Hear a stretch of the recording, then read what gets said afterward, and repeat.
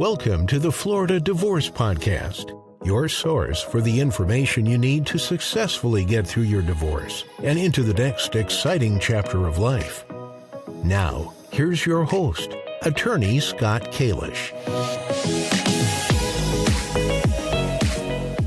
Hey everyone, my name is Scott Kalish. I am a divorce and family law attorney here in South Florida.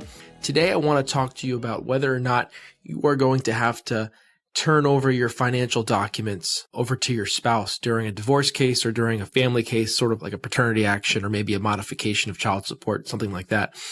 So the short answer to that question is probably. You're probably going to have to turn over your documents. And this is a question that I get from time to time from people that are concerned about sharing their finances with their spouse. Maybe, during the marriage, the spouses, live separate financial lives, had separate accounts, and they really didn't mix their finances, and the spouses didn't really have a clear understanding of what the other spouse made and what the other spouse saved.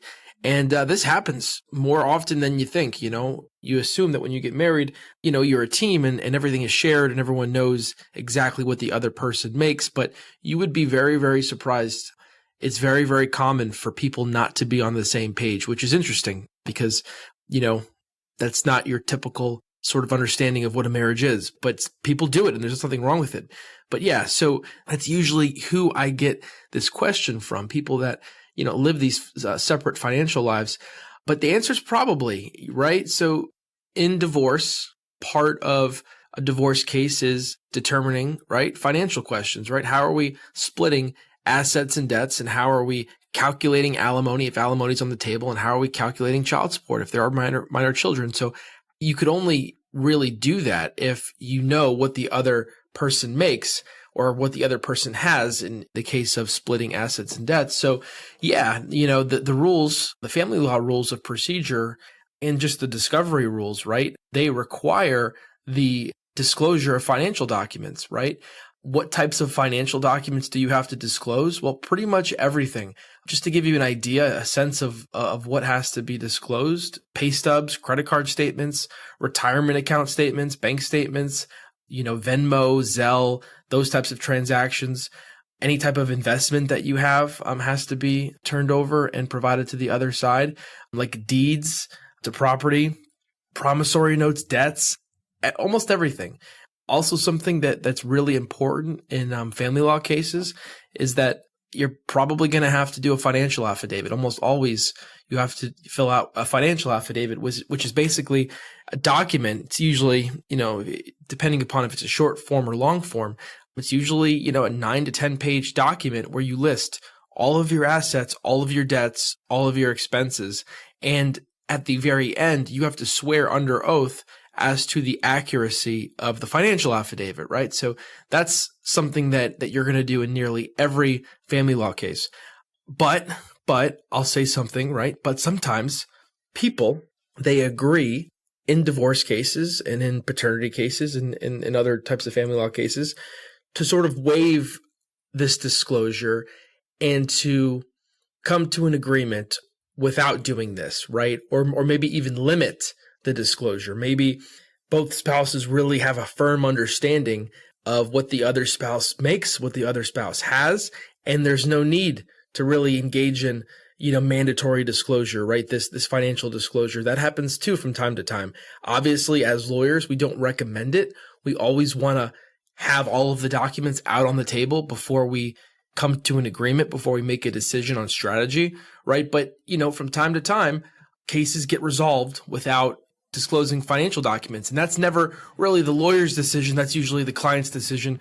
If they feel comfortable and if they want to waive their right to see what the other spouse has, then it happens that way. But don't bank on it, right? I mean, if you're one of those people that don't want to disclose your financials, you really got to come to the table and really mentally prepare yourself for sharing your financials with the other side.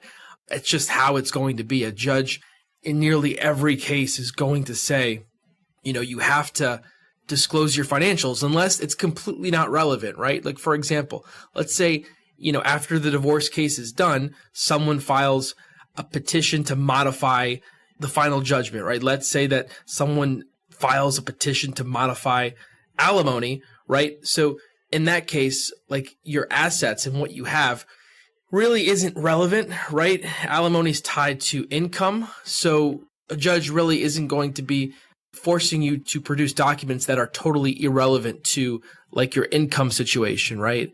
And what you're making on a monthly basis. So there are limits to what a judge is going to require, but just in general, when you think about disclosure and you think about giving documents to the other side, judges are always going to err on the side of more discovery, more documents than is required. But on the other hand, if it's clear that a party is using, requesting like financial documents to like badger or to harass the other side when there's clearly no relevance, obviously a judge will shut that down if he or she determines that's what's going on. So there's two sides of the coin, but in general, judges err on the side of more discovery rather than less discovery. So that's essentially the answer to this question. Yes, you are going to have to share your financial documents with your spouse if they're going to insist on it, right? So be prepared to do that if you're going to enter the divorce or family law arena, okay? So if you like this podcast, please go to Spotify or iTunes or wherever you're listening to this podcast and give it a 5-star review. I'd greatly appreciate it. If you have a question, please feel free to ask it by emailing me at scott@kjlawfla.com. Again, scott@kjlawfla.com. And if you give me permission, I'm happy to answer it on the podcast. So I really appreciate you listening, and have a great day.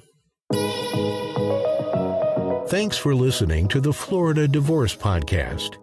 To learn the 10 secrets behind every successful divorce, visit floridadivorcepodcast.com.